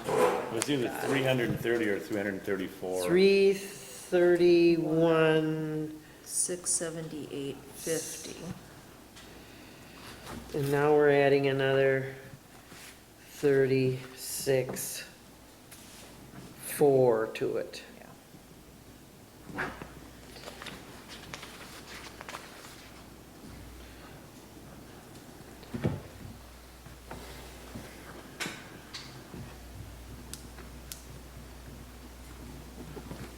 think, right?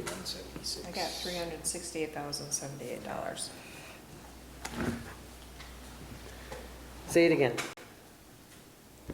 $368,078, so 078. I did my math right. Okay. So we need to pass a resolution to approve the borrowing of this amount of money. I guess we'll have to decide exactly what we would like to borrow, and we need to get that process rolling so that when the invoice comes, we gotta go forward. We've got 30 to 45 days by the time we get that in, to the time we get the money. Okay.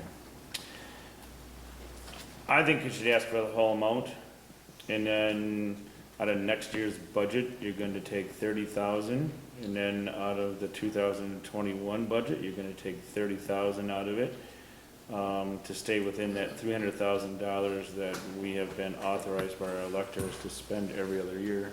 Okay. Would you agree? That's probably about the only thing we can do. Right. I mean, I don't think we can dip into any of our funds. No, we're gonna be short as it is. So we're looking at borrowing $369,000, is that what we're talking about? I would say. Does that seem like a reasonable request? All right, What's how many years are we looking at? 2. We're two, gonna do the 2-year? all right. I'll get that. So I will make a motion to apply to the state trust fund for a loan in the amount of $369,000 to be paid back within the next 2 years at whatever their going interest rate is. 3.75. Yeah. Second. Is there any discussion? I guess the only thing that I would like to know is, that means we are approving the change order for Wolf and we'll be signing that. Should we do that as a separate Yes, motion? let's do that separately. Once we're And done with this one. you will handle the paperwork to be submitted to the state trust fund, Yes. and then we'll garner signatures as we go along. Let's try to get that done as quickly as possible. Yes. All right, then I will also make a motion. Question? Finish Oh, the I'm first sorry. one, yeah. We've got a second. Is there any more discussion? Hearing none. All in favor of approving the motion to borrow $369,000 over the next 2 years from the state trust fund? All in favor? Aye. Aye, and all opposed, the same sign. Okay. It's only money. So we'll need a copy of that resolution. Yes, and once the application's in, they'll provide a final copy with that. And I think they ask for minutes and the whole 9 yards, so. Exactly. All right. Okay, so I'll make a motion to accept the change order from Wolf Paving for $36,398. Second. All right, is there any discussion? Hearing none, all in favor of approving the change order, please say aye. Aye. Aye, and all opposed, the same sign. Thank you, gentlemen, it was a very disappointing day. Item C, review of the highway budget, additional projects, brushing, gravel, grading. So, this is gonna be difficult too. While you're here, Ron, let's talk about gravel and grading. I guess maybe we should talk about money first, huh? First thing I want to add is we did receive 2 invoices in today's mail. One was for Northwest Services, which, what that amount? It's like 6,000 something. And then we did get a bill from Crezon for the trees, which I'll dig these out so you have those amounts. So we have to figure those into the numbers because they're not accounted for yet. Mm-hmm. Okay. Okay,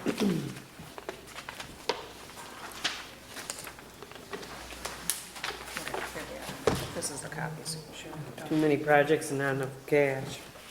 Right, so we got $6,763.71 on potholes, huh?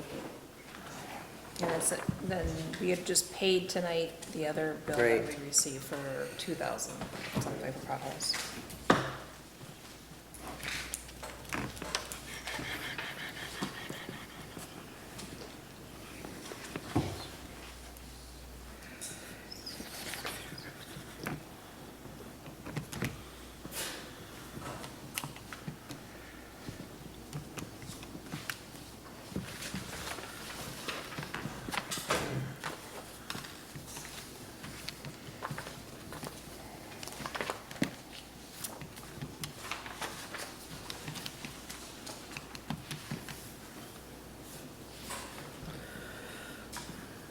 I'm coming up with this number.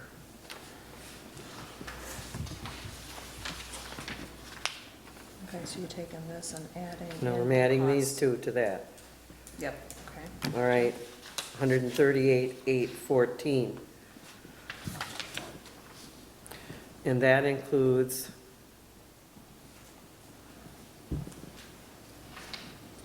so far culverts and potholes for this year. I'm working from this sheet you gave me.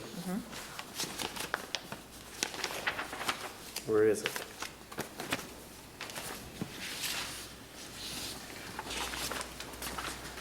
Correct? General maintenance, so it's $29,643.52. Yes. Then we've got the Signage, 845, I just rounded it. Okay, Snow, 66,911, okay. and then brushing so far, 6,700, I rounded that. Now we have the added 6,763. Then we have the added 5,062.50 from Krizan. So that comes to 138,814 That's spent.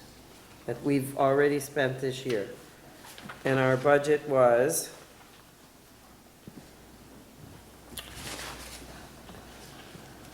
this is just really confusing to me. This is the same spreadsheet Sarah used, so.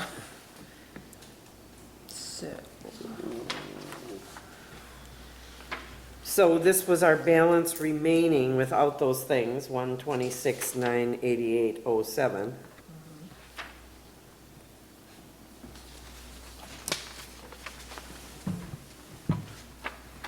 I still don't know exactly where we're at. So if you look at it, actually, the 120, yeah, that's the remaining balance. So the amount that we've paid out in expenditures actually is the 104,166 amount. Okay. So that's where we should have added the Northwest and the Crejan All on right. those amounts there. 104.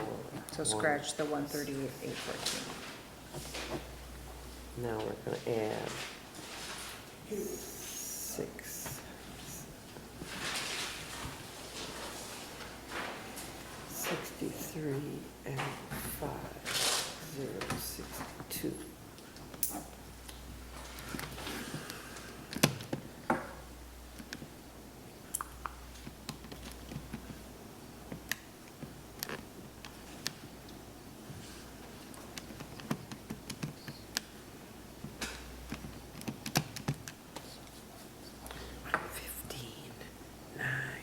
So $116,000. Has been spent,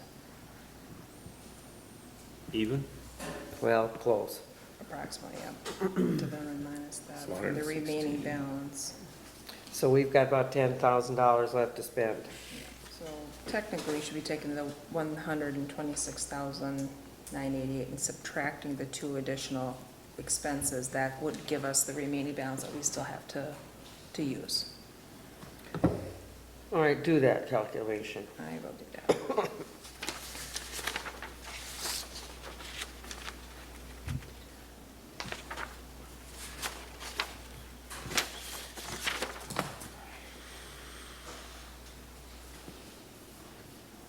So the remaining amount that we have that we can still spend is 115,163.07, but we'll just, 115, 163. Okay. That's got to take care of snow plowing and everything. Yes, we're gonna have to set aside some money for snow plowing. Okay. Probably Do we what, need to 30, 40,000? Well, we've always set aside 30. So let's take that 30 out of there right away.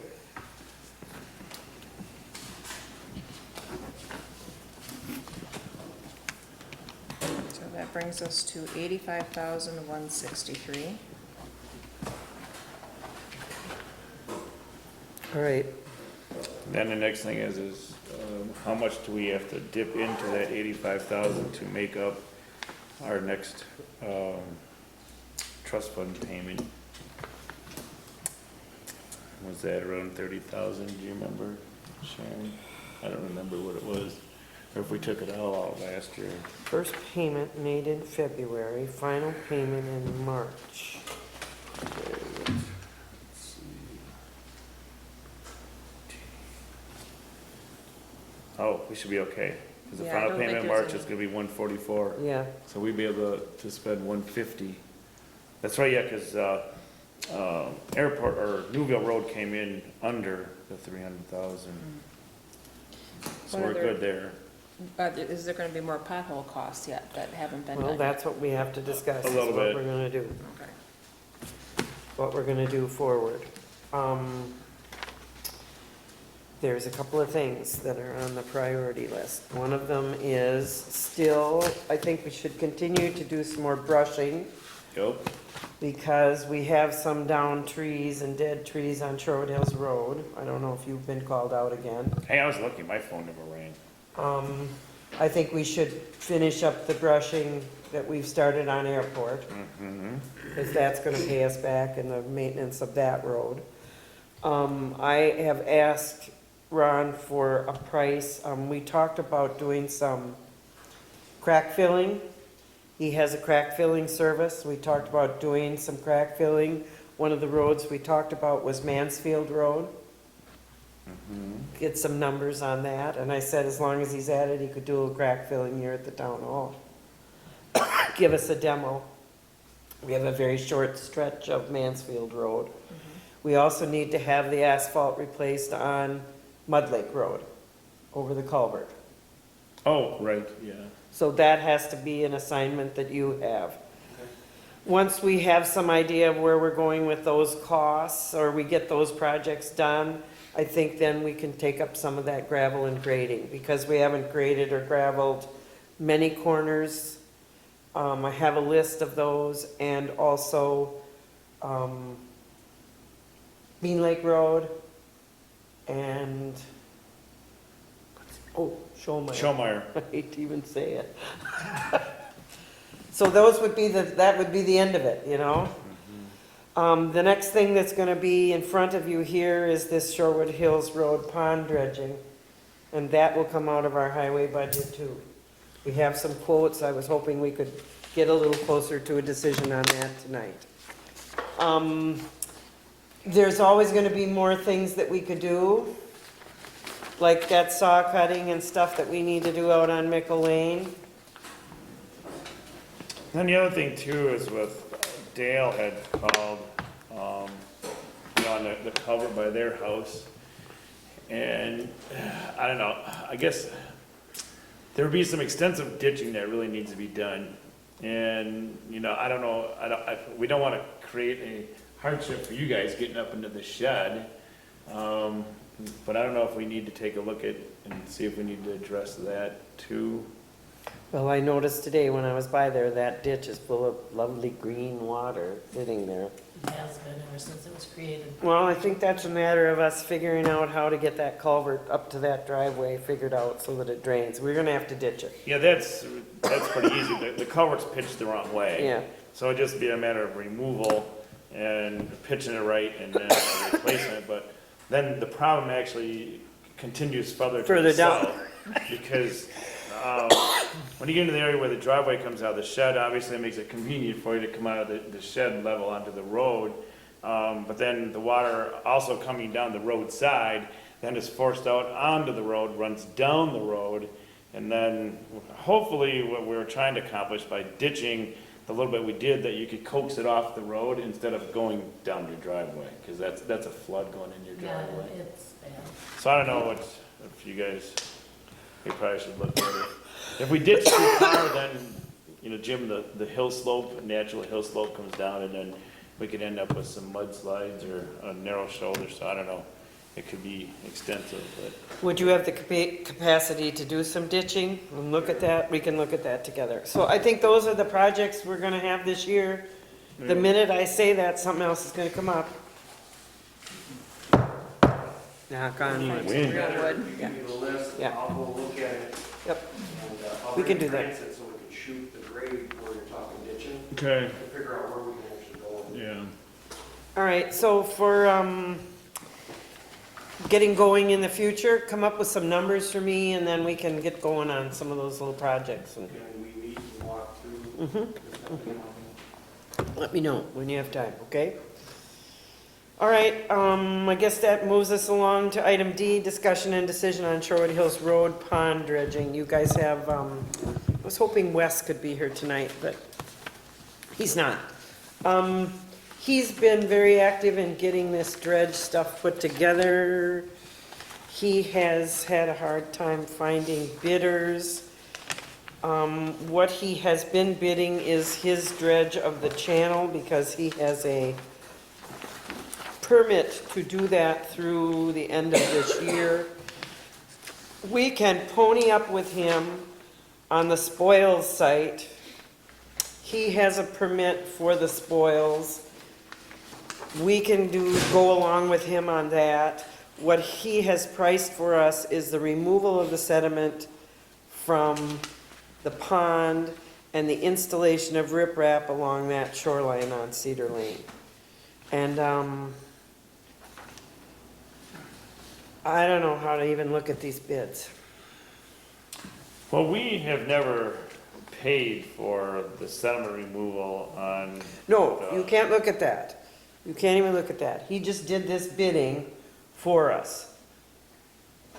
So what's this? He's doing this. This is for the shoreline stabilization along Cedar Lane and for the sediment removal at Price's Pond. This first number in the sediment removal is from the channel on Cedar For Lane. 10,900. Yes. And they are paying for that. Right, okay. So then the sediment removal, that's $7,200 Yes. for this one. Yes. And the riprap along the shoreline, the total they have in this bid is $5,600. Right, yeah. What we have to calculate is part of it belongs to Wes, part of it belongs to the town of Lake Mills. I agree. In our right of way. I agree. So there would be a split in the cost there. Yep. Really, the only bid that I think is workable is this one from, I don't know what's it called? ILM.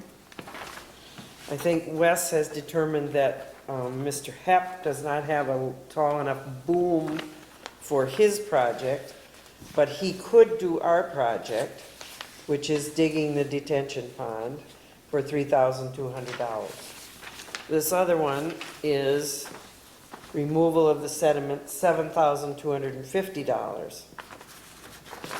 I doubt that the riprap is going to get completed this year. I think that is something that will have to go into next year, but it has to be the next step if we're gonna keep that sediment out of the channel and/or stabilize the edge of that road, because it's eroding as we speak. What do you think we should do, you dudes? Well, first of all, I'm wondering, and obviously any sediment in any waterway is not good, but what do you hope to accomplish by cleaning the sediment out of that pond? You're not gonna change the water level, because that water level is most likely usually dictated by the lake level, because unless it gets really super dry, then it goes down, but, so really it would hold more water. Now, if the sediment plugs up the bottom of that pond so that the water won't seep away, then obviously that's gonna be a crucial thing. Well, that's what it's designed to do. Nuts. Evaporation takes care of it. There's a clay base on that, right? So it's not supposed to percolate into the ground. It's supposed to retain the water until it evaporates. It's not made to go away. It's the way that pond was designed. So you're just cleaning out the sediment down to that clay layer. Yeah. Yes, So you're increasing capacity, that's it. exactly. That's all the you're only thing we would accomplish, is an increase in capacity so that it doesn't flood on the road. Well, I wouldn't say that, but. Well, we did this once before, if you recall. Maybe we're not on the board at that time. Oh, no, I think Jim, We- when you were chair, you. had Home, I to think clean it. Marv Holman did it, didn't he? Yeah. Somebody did it. Something like that. Went in there and did it. Back then, though, you didn't have to get all these permits to Right, yeah, I just. get rid of the spoils. Scooped it out and let it drip down the road. I was pretty disappointed when they did sweep the road for sand, that it had rained the night before, and the pond was flooded, and they never did sweep any of that sand that was there at the bottom of the hill. That was disappointing. but I'll remind my contractor about that. Okay, so the bid to dig out that pond and haul it away is 3,200? Well, where do you get that? Right here, Ryan Hutt. Okay.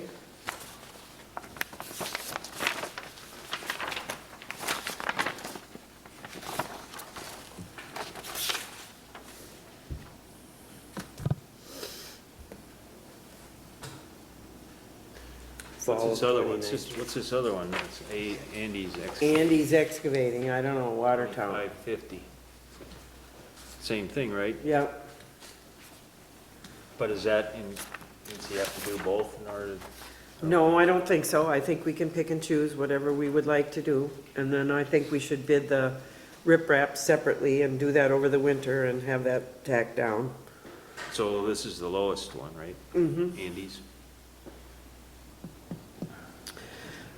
I don't have any other information on him other than that was what Wes came up with. I guess if we were to make a decision on this tonight, I would look for I would write a standard contract or have someone draft a contract for us so that we have protection from the contract, and then I would call on Corey to help us supervise the removal of that stuff so that we do it correctly and get it hauled away where it needs to go.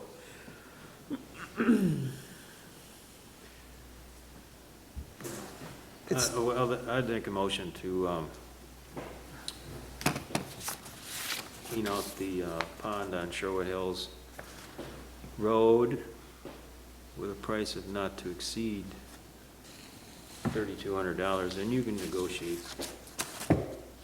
I'll second it. All right, any discussion? And you're saying I have power to negotiate this? Between Andy's and. All right, Yeah. I think that sounds Because if this guy reasonable. won't do it for $2,500 if he only gets one job, Right.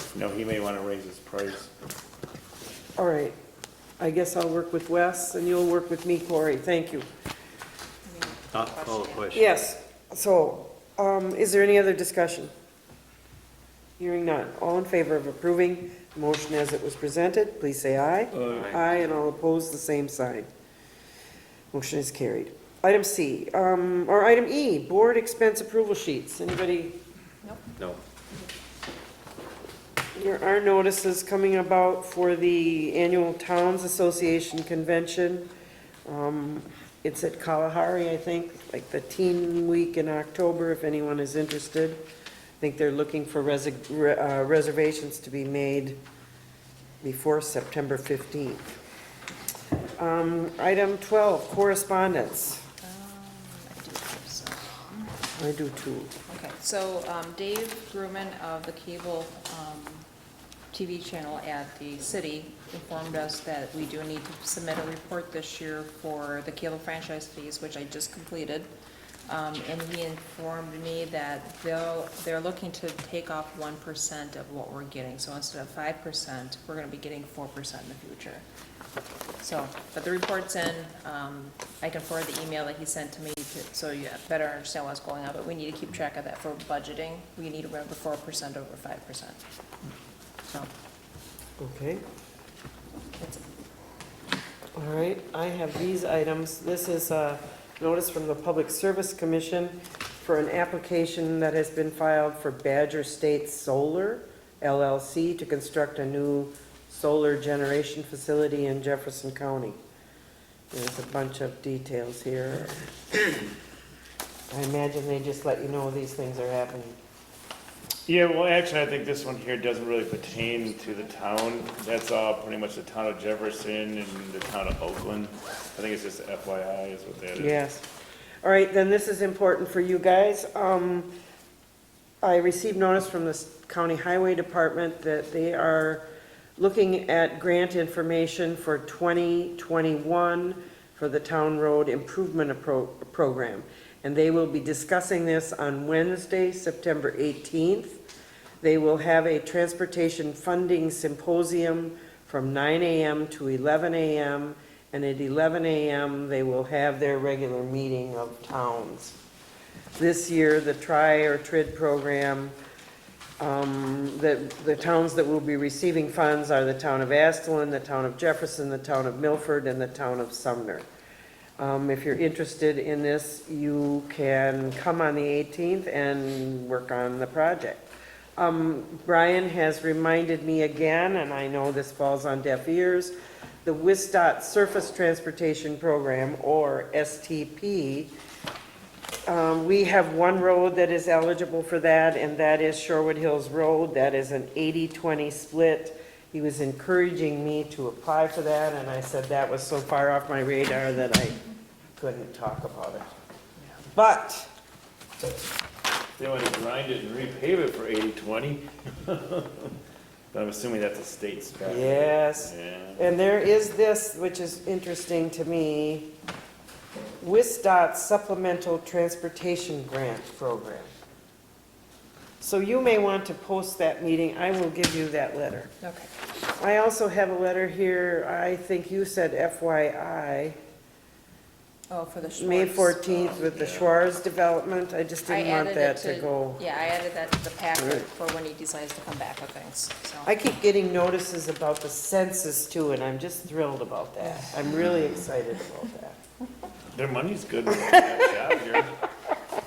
The other thing that I know I've asked you, Hope, about is, I think the town board needs to maybe look at the presidential election coming up and whether or not our town hall is big enough to handle that size of an election. I know last time there was a presidential election, there's lines out the door, it's not the ideal time of year to have people standing out in the weather. I don't know if there's any other possibilities of where we could hold our election, but we need to think ahead a little bit because we do need to do some processes in order to get that new polling location set up within Wistful and such. So something to think about. I don't know if we could share space with the city. I could chat with them to see if it's even feasible. It's a big election. It may not even be something they want to think about because it's a lot of logistics to deal with. But I don't know of any other location within the town that could hold, 2,000 people coming through to vote. So, Now, there's a conundrum. yes, there is. I guess we have some time to think about We it. do, But at least the public knows that that is on our radar. yeah. All right, are we finished? Moving on? Well, I got just a comment. Go ahead. I know maybe this month was a hectic month getting the agenda out in the packets, but God, you get them on Sunday night or whatever. It's a little bit hard to digest all this stuff and look at it. I was wondering if we couldn't get these things a little sooner, like maybe midweek before the meeting. I don't know. Just food for thought.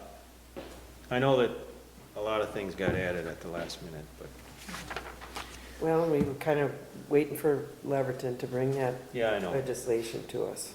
I agree with you, it's difficult to get everything done, but it's been really hectic.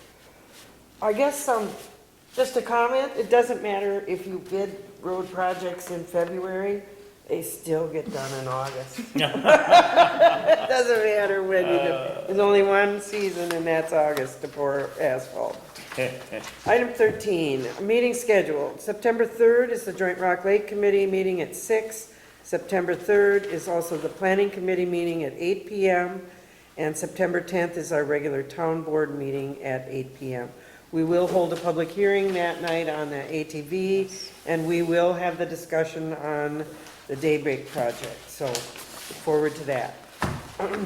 Item 14, a motion to adjourn. I will make that motion. Second. All in favor? Aye. Aye. Thank you.